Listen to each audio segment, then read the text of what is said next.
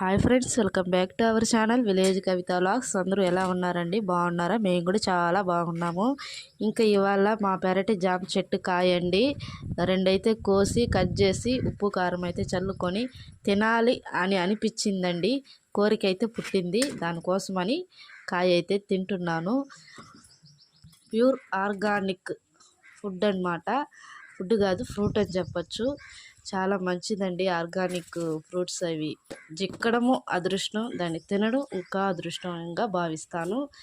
అది కేవలం కొంతమందికి విలేజ్లో ఉండే వాళ్ళకి అదృష్టం అండి. చాలా రకాల ఫ్రూట్స్ అయితే విలేజ్లో ఆర్గానిక్గానే పండుతాయండి.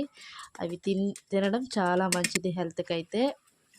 కొన్ని సీతాఫలాలు, రామ్ ఫలాలు, జామ పండ్లు అలాగ కొన్ని విలేజ్లలో మందులు అవంతా స్ప్రే చేయరండి.